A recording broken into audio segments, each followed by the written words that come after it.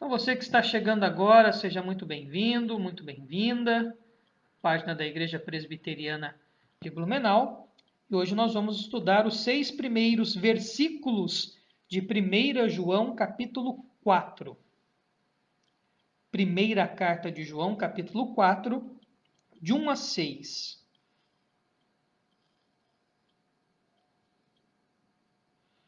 Primeira João, capítulo 4, versículos de 1 a 6. Então, boa noite. Você que está chegando agora. Deus abençoe muito a sua vida.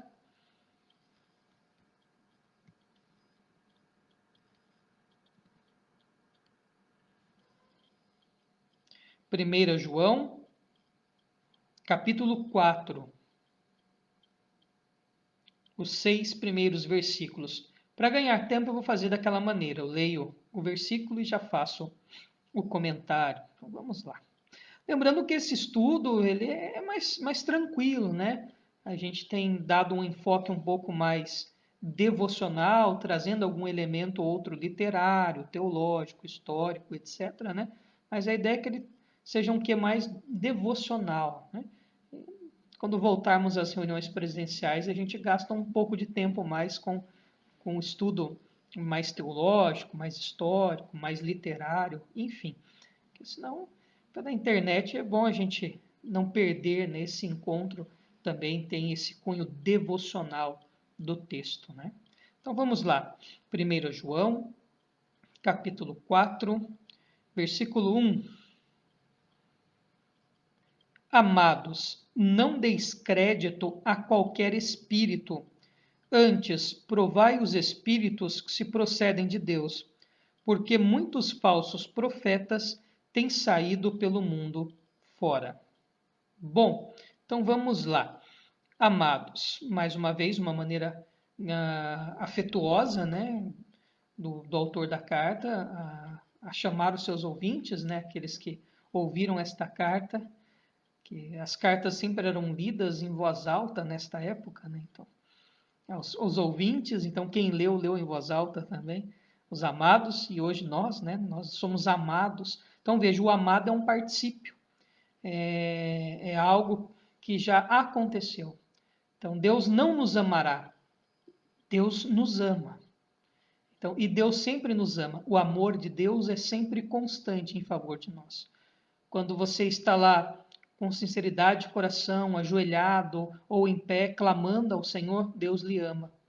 E quando você erra, quando você falha, quando você se equivoca, quando você peca, Deus lhe ama. E lhe ama do mesmo tamanho.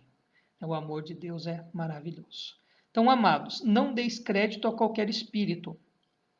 Aqui não está falando de espírito, de demônio, de alguma coisa assim, né? Está usando o termo espírito, se refere ao indivíduo, né? Então, uma figura de linguagem, a qualquer espírito, a qualquer indivíduo, a qualquer pessoa. Então, espírito aqui significa pessoa, significa o indivíduo. Antes, provai os espíritos se procedem de Deus. Também não é essa ideia do espírito, a alma desencarnada do corpo, ou algum espírito fantasma, sei lá, alguma coisa nesse sentido, né? Não tem nada a ver com isso. Aqui provai se os espíritos procedem de Deus, as pessoas, então os indivíduos. E provai se procede de Deus de que maneira? Se a mensagem que eles trazem, se o que eles ensinam está de acordo com a palavra do Senhor. E aí o final do versículo já o justifica, porque muitos falsos profetas têm saído pelo mundo afora. Então, amados, não dê crédito a qualquer indivíduo que saia falando aí que é profeta, que é apóstolo, que vende feijão mágico que cura coronavírus. Então, a gente tem que provar como? Pela palavra de Deus. Como que você prova o profeta? Como que você prova o indivíduo que fala em nome de Deus? Pela palavra. Tem feijão mágico na palavra? Não tem. Se não tem, não procede de Deus. Tem fogueira santa na Escritura? Não, não tem. Então não procede de Deus. Então é simples e básico assim. Ninguém pode depois falar que se sentiu enganado. Sabe por quê? Porque nós temos a Escritura. E o próprio apóstolo fala: provai. Provai se os espíritos procedem de Deus. Ou seja, usem a palavra de Deus como medida para ver se o que estão ensinando é verdade ou não é. Se não tem na Escritura, se não tem base, não é. E veja, não é nada novo, né? Nesta época, muitos falsos profetas saído pelo mundo fora. Ou seja, não há nada novo embaixo do sol. Não é novidade nenhuma. Versículo 2. Nisto reconheceis o Espírito de Deus. Todo espírito que confessa que Jesus Cristo veio em carne é de Deus. Lembram-se da heresia dos dissidentes? Então, para você que não acompanhou as aulas anteriores, estão disponíveis aqui na página e também no canal do YouTube. Na aula introdutória, eu falo sobre esse grupo dissidente. É um grupo que era cristão, que participava dessa comunidade, mas que nunca foi de verdade. E daqui a pouco eles saíram e fundaram uma seita maluca, e dentro dessa seita, uma das coisas que eles falavam, que Jesus Cristo não tinha vindo enquanto ser humano, não tinha vindo enquanto carne, que Jesus tinha só um corpo aparente. Lá a heresia chamada docetismo, eles misturavam esse docetismo com agnosticismo, que era uma série de religiosidades, gnosticismo, perdão, né, as religiões gnósticas, que bebiam muito da filosofia grega e outras maluquices romanas e de outras tradições, e faziam uma mistura de cristianismo com esoterismo, com filosofia grega, com, enfim, né, o negócio ficava muito doido, né? Ficava bem complicado. Então, por isso que o versículo 2, as heresias, talvez a pior das heresias pregada por esse grupo, é que Jesus Cristo não veio como homem. Lembrem-se, verdadeiro Deus, verdadeiro homem. Lembra quando você estudou acerca de Jesus Cristo? Um só Cristo, verdadeiro Messias, Filho de Deus, verdadeiro homem. As duas naturezas de Cristo não se misturam, não se confundem, não se sobrepõem uma sobre a outra. Ele sofre como Deus e como homem. Ele faz milagres como Deus e como homem. Ele chora como Deus e como homem. Ele se alimenta na ceia com os discípulos como Deus e como homem, né?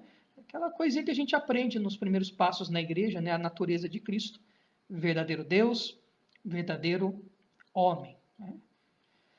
E esse grupo tinha dificuldade. Então, veja, o espírito que confessa que Jesus Cristo veio em carne é de Deus. E aí agora João é muito duro com os dissidentes. Esse povo que tinha saído dali. Ou seja, eles não procedem de Deus.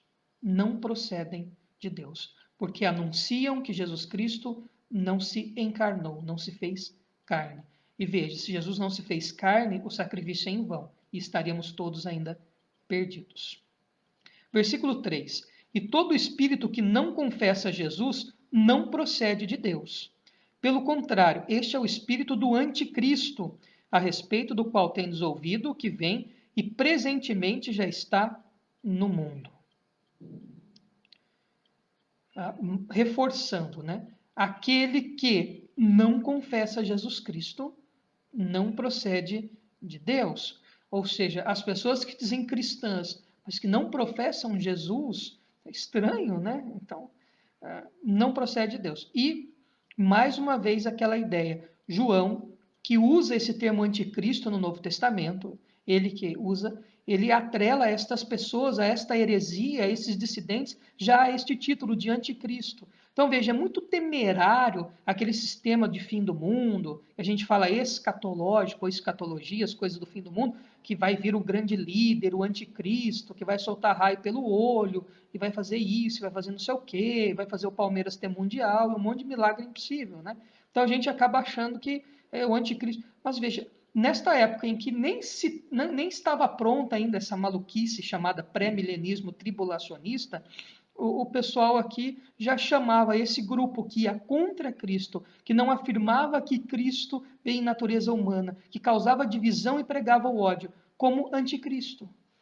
Por isso que eu acho que anticristo é um sistema que está aí desde quando Cristo apareceu. Os fariseus o que eram? O sistema anticristo, que vai contra Cristo. Faz mais sentido, né? Faz mais sentido. Então vamos lá.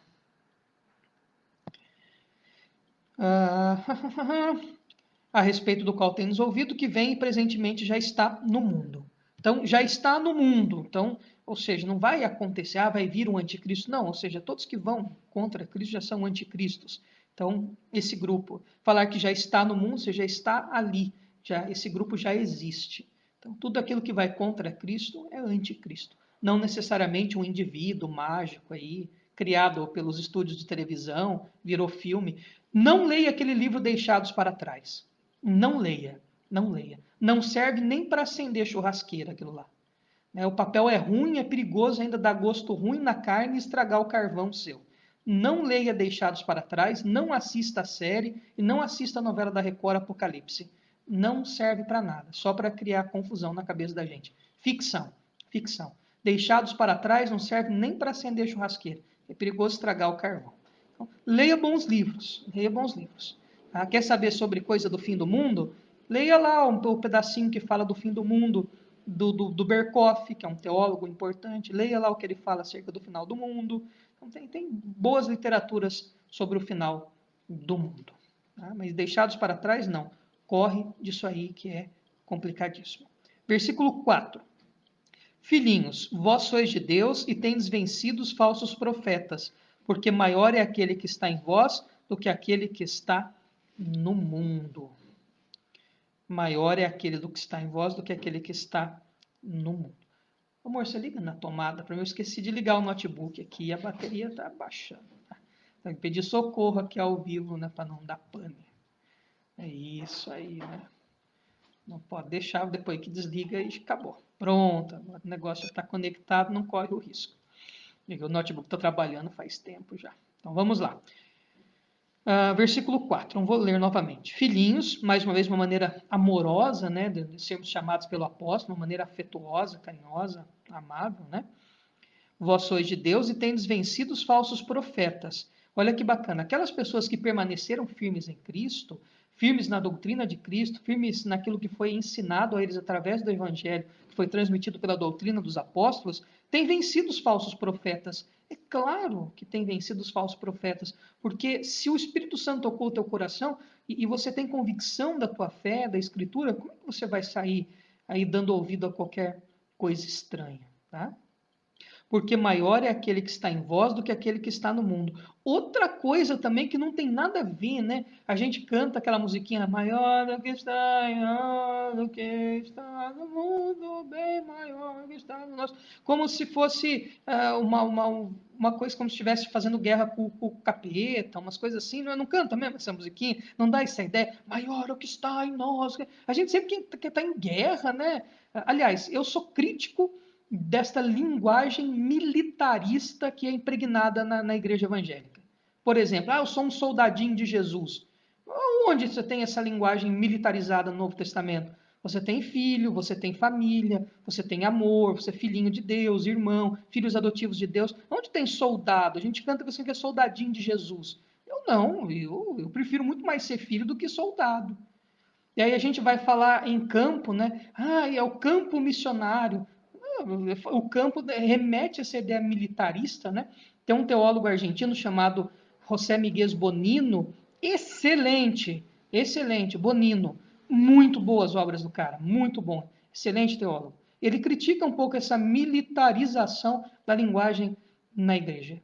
Então, não tem, a gente parece que fica meio louco às vezes, né?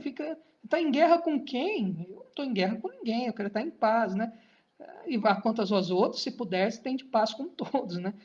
Então, é lógico que existem conflitos, mas essa militarização dentro das igrejas, a linguagem, não acho que não, né? Então, quando a gente canta a musiquinha maior é aquele que está em nós, que está no mundo, né? Então, a ideia aqui do texto que deu base para essa música, que é inclusive uma música bem ruim, tá? Teologicamente extremamente pobre.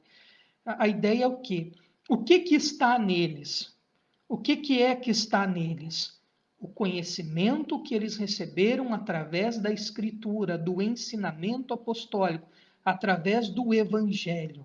Então, o que é maior que está neles? A verdadeira doutrina, o Evangelho, o que eles aprenderam acerca de Cristo. E o que está no mundo?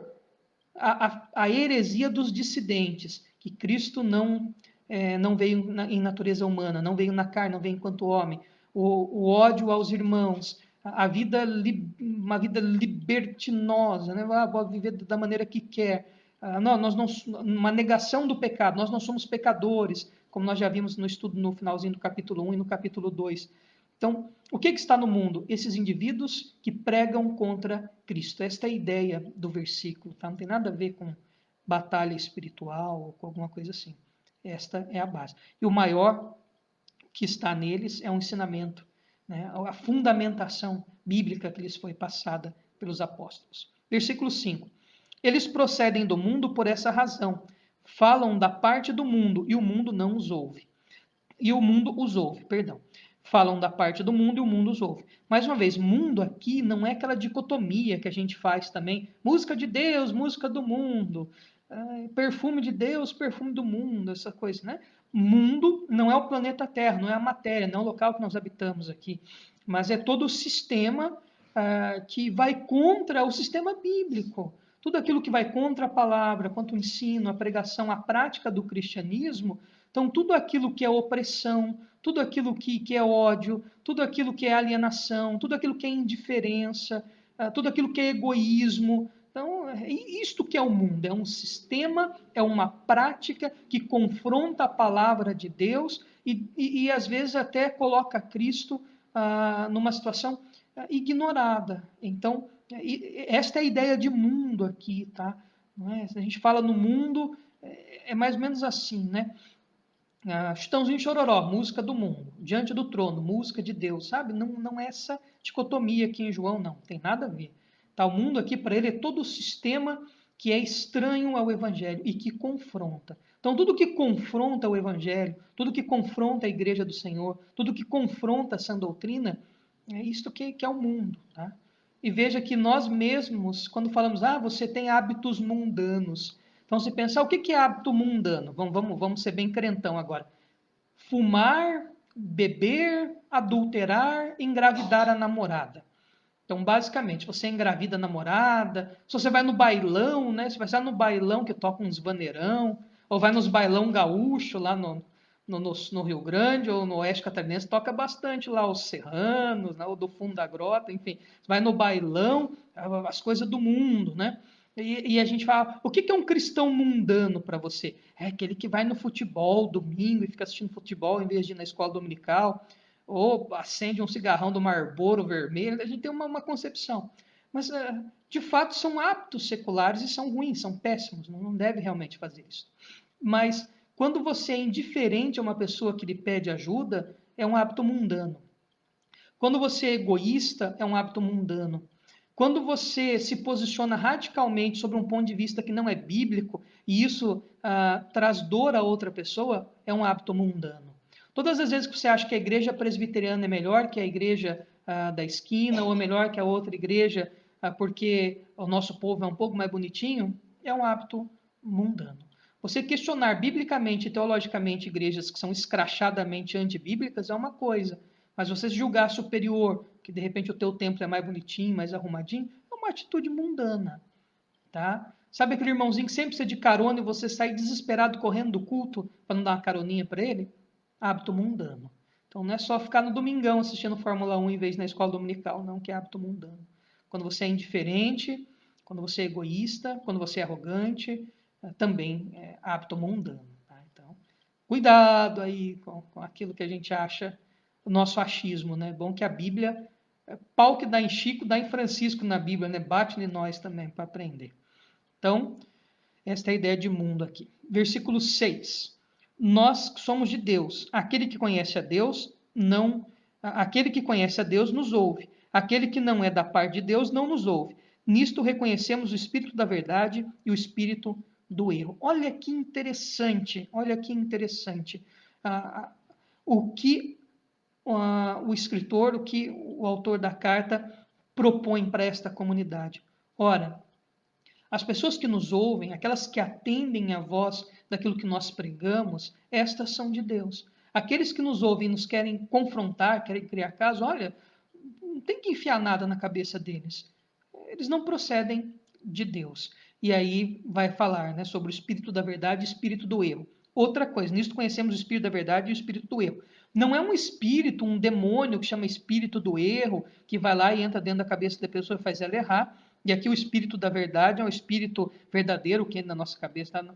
Aqui, na verdade, são metáforas, são comparações, né? É uma maneira de uma figura de linguagem, né? Então, espírito da verdade, espírito do erro está estritamente ligado ao quê? A doutrina verdadeira e a doutrina falsa, ao ensinamento verdadeiro e ao ensinamento falso, tá? Então não é um espírito. Falou em espírito, a gente já pensa em fantasma, ou em demônio, umas coisas assim, tá? Mas não é. Nisto conhecemos o que é o ensino verdadeiro e o que é o ensino falso. Então, qual que é a verdade? A verdade do evangelho que foi revelada a esta comunidade.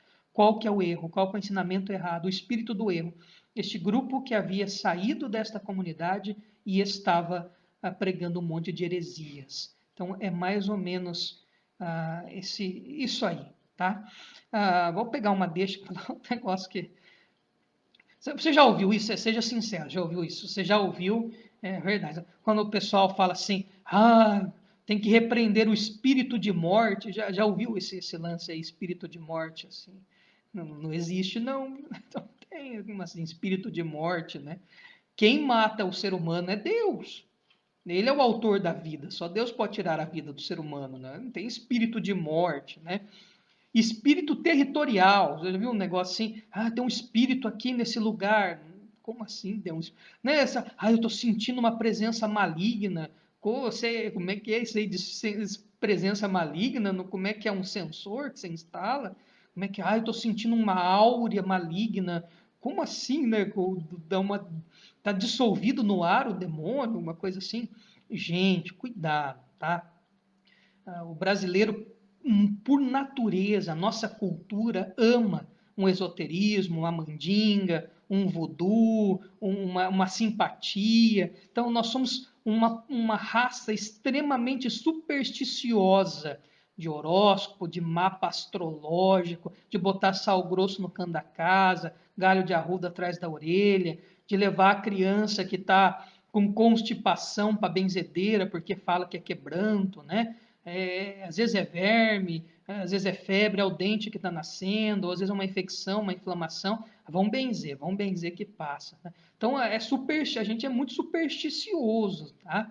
Esse negócio de benzedeira, dedê. Então, tem muita gente séria, tem muita gente aí com formação acadêmica, assim. Eu vou dizer que tem até médica que leva criança para benzer, né?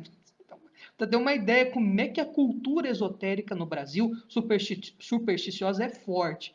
Então, a gente tem uns negócios passar embaixo de escada, quebrar espelho, desvirar chinelo, não deixar vassoura atrás da porta, né?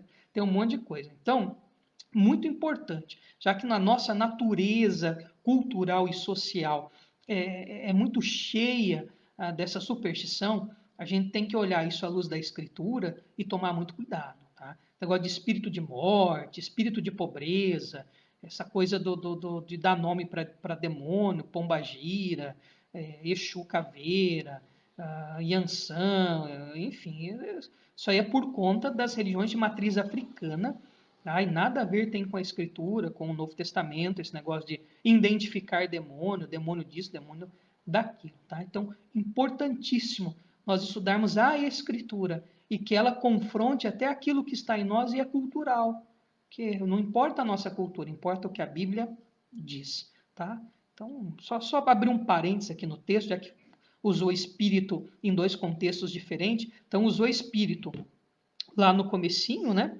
No capítulo 1, para falar de espírito enquanto indivíduo, o espírito, o indivíduo, a pessoa, né? O versículo 1.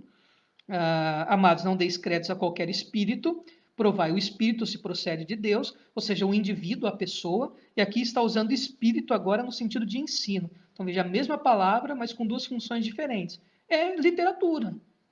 Então, é só fazer uma boa interpretação literária que você não cai nesse erro. O espírito aqui, indivíduo, no versículo 1. No versículo 6, espírito, o ensinamento, a doutrina, o que eles aprenderam. Tá? Então, irmãos e irmãs, que Deus, de fato, que habita em nosso coração, nos fortaleça na sua palavra, para que a gente não caia em qualquer buraquinho que abram aí, fazendo promessas ou pregando doutrinas que não são bíblicas.